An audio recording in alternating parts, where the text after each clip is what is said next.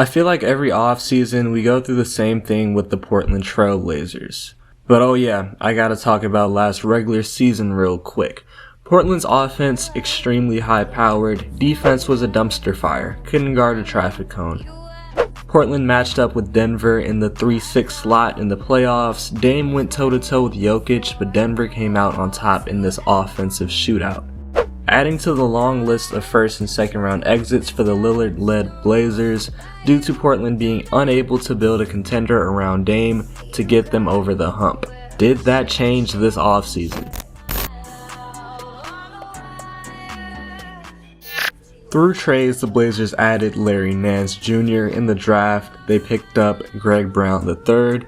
And in the free agent market, they picked up Cody Zeller, DSJ, Tony Snell, and Marquise Chris. As for adding Larry Nance, quietly Larry Nance has become one of the best versatile defending power forwards / centers in the entire league. He's 6'8", 6'9", very mobile and very athletic. Early on in his career, he was known as only a high flyer and lob threat dunker, mainly in his Los Angeles Lakers days, but ever since he went to Cleveland, he's turned into a defensive menace. He can comfortably switch through 3 or 4 positions, and if he has to get put onto a point guard in the pick and roll switch, then he can hold his own in that situation as well. He's also become much more willing to take an open 3, and not only is he taking them, he's actually hitting them at a very efficient rate for a big man. With Portland being one of the worst defensive teams last year, this is a vital pickup. And with Portland being a very small team, they get Larry Nance, who's a big body. The draft of Greg Brown III, I don't really know much about him. Signing Cody Zeller, they get another center. They lost Enes Kanter, so Cody Zeller is going to be the replacement. That's a bit of a downgrade on the offensive end, but Zeller will be much better than Kanter on the defensive end and still provide similar rebounding numbers. The pickup of Tony Snell is just another 3-and-D wing that the Blazers could use, in addition to Robert Covington and the newly added Larry Nance. I think Snell's like 6'6" or 6'7", so he also adds some size on the perimeter. And the pickup of DSJ. Now DSJ has bounced around the league for the past 3 years, not really finding a home. Maybe he can break out in Portland playing behind Damian Lillard. Maybe he and Anthony Simons can form a very dynamic backcourt. Both of those guys can jump out the gym. Simons is a better three-point shooter than DSJ. He's a bit more consistent. DSJ's game has always missed that consistent three-point shot. I don't know if he's added it over the offseason, but maybe DSJ can be primed for a breakout season. It's funny, they now have 2 small backcourts, with their starting backcourt being Dame and CJ and their backup backcourt being Anthony and DSJ, who I think are both 6'2" or 6'3". As for subtractions, the Blazers lost out on DJJ through a trade, which I'm not really going to be overly concerned with because I think Larry Nance is an upgrade. But they also lost out on Carmelo Anthony in free agency with him going to the Lakers.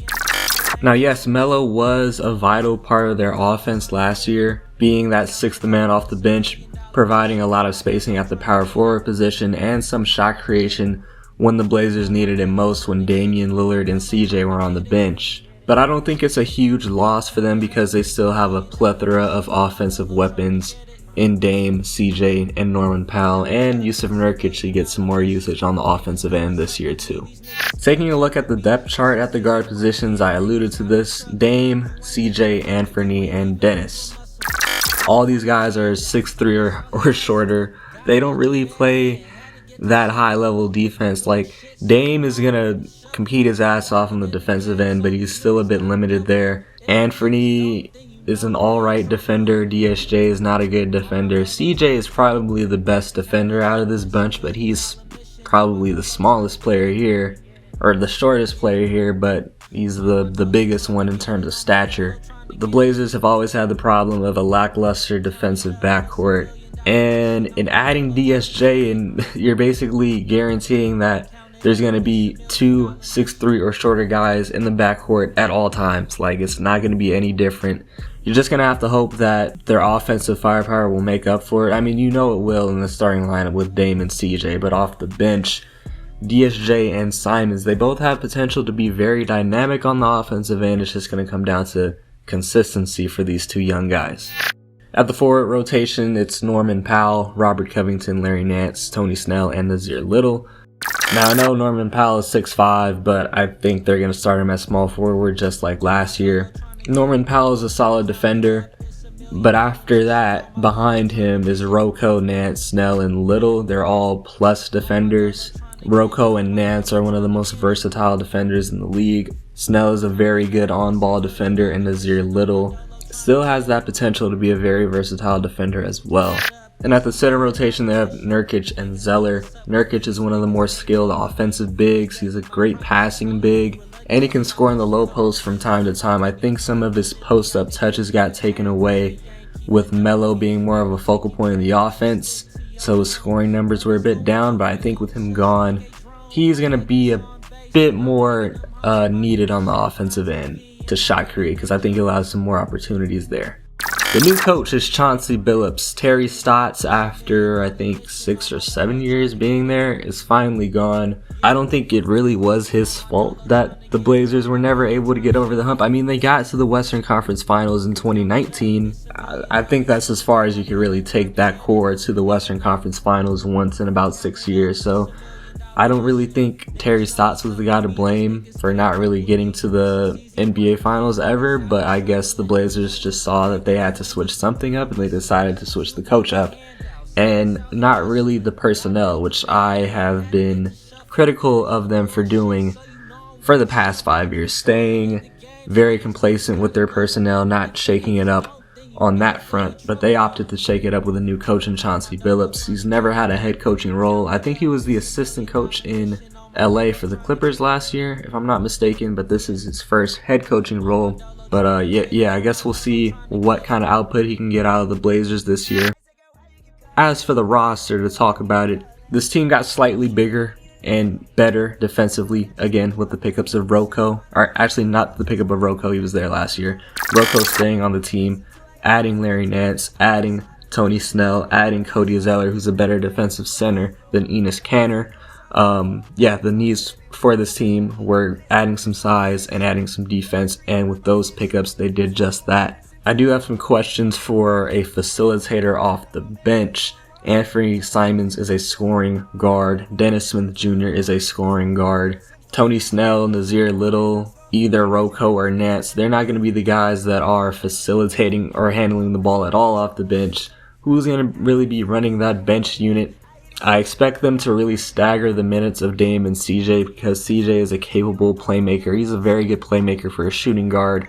So he'll probably run more minutes with either Dennis Smith Jr. or Anthony Simons, and vice versa. Dame running minutes with either Dennis Smith Jr. and Anthony Simons, just to have that constant playmaker in the game at all times. I have a question as to how much the needle moved. The pickup, these are really great role player pickups of Nance, Snell, Cody Zeller, but these aren't moves that are going to raise your ceiling as a team. If anything, it raises the floor for how good this team will be. I don't think these are moves that are going to launch Portland into the next tier, in the higher tier in the Western Conference of actual contenders in the Western Conference. I don't think these moves did that. So I don't think the needle moved that much, and Dame's clock must be ticking. Pun intended, with the whole Dame time thing. What the fuck? His time in Portland should be ticking. I think there's only so much longer that he can take not sniffing an NBA Finals appearance. Even though they got to the Western Conference Finals in 2019 against the Warriors, I think they got either swept or lost in a very convincing fashion in 5 games. I think it's only a matter of time before he really wants to compete for a championship and actually have a chance at getting to the NBA Finals. And off seasons like this that just keep happening, where Portland makes very small adjustments, not shaking it up at all, really. I don't know. I think Dame's patience must be growing thin. So let's actually talk about this upcoming season. The starting lineup, I think it'll be the same as last year. Dame and CJ in the backcourt, Norm and Rocco at the forward positions, and Nurkic down low. If it were me, I would probably start Rocco and Nance instead of Norm and Rocco, just to add more size in the starting lineup and have Norman Powell as that traditional sixth man off the bench. I think that's a better fit. I think Dame and CJ by themselves in the starting lineup is more than enough offense, especially with Nurkic down low, and having two catch and shoot guys at the forward positions in Rocco and Nance to really provide that defense on the other end. I think it's the best recipe for the starting lineup, but maybe in the closing lineup it would be Dame, CJ, Dame, CJ, and Rocco and Nance if they really needed stops and stuff. But they're probably going to roll with the same starting lineup as last year, which is cool, I guess. I expect the Trailblazers to get around a 44-38 record, which isn't really much different from last year's record. I just don't think this team, I don't really think they got that much better, even though they made adjustments that addressed their holes as a team. The West is just too damn good. Like, those adjustments aren't going to be enough to really launch you into the next tier of teams in the Western Conference. So I think they're going to be around 7th in the Western Conference. They're definitely going to make the playoffs, but they'll be 7th, just behind the Dallas Mavericks, I think. So I guess I have Lakers, Suns, Jazz, Warriors, Nuggets, and then Mavericks in front of the Blazers. Offensive rating will be around 6th. Their offense should still be elite. Like, that hasn't changed. They still have a very dynamic backcourt and a center that plays very well off of them, who I think will get more touches. Norman Powell as a great third option, great third option, good third option. He'll get you about 17, 16 points per game, relatively efficient, a lot of shooting from downtown. Defense will improve. I literally think they were the second worst defense last year, but they should now be in the top 2/3 of the league. Still wary of that small perimeter trio of Dame, CJ, and Norm. That's really going to be their starting lineup. I'm still a bit wary of that. Who's going to be the main on-ball defender out of those three on the perimeter? Because you can't switch Rocco there, because what if there's Anthony Davis at power forward? Like, you can't switch Rocco off of Anthony Davis. I guess you could switch him off of, like, the Suns' Jay Crowder or the Mavericks' Maxi Kleber, because those are guys that aren't really going to kill like Norman Powell in the post, but they would kill him on the glass. But I don't know.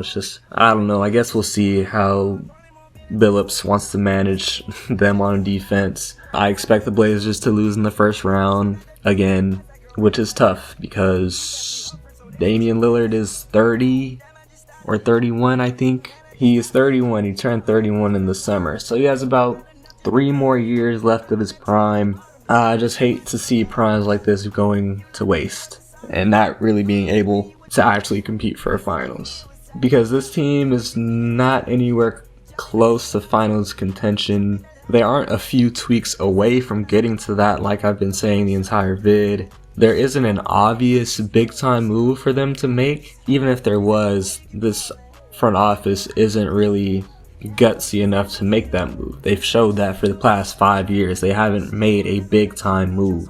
I guess I gotta make up another direction. They're surviving. Like, they're gonna stick with the same core that they rolled with last year with minor tweaks. They're gonna hope that maybe some lucky turn of events happens. Maybe 3 of the contenders out west have an unfortunate injury to their top 2 players that really come close to the end of the regular season or in the postseason. Maybe that can open the doors for a Cinderella story like the Portland Trailblazers to make an NBA Finals appearance. Yeah, I just made that up, but that literally is the best case scenario for the Portland Trailblazers.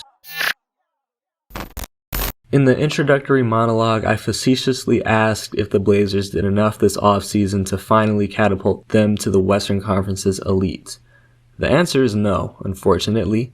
Yes, picking up Larry Nance and Tony Snell were moves that did address the weaknesses of Portland, defense and size. But do I think these moves are ones that will significantly raise Portland's ceiling?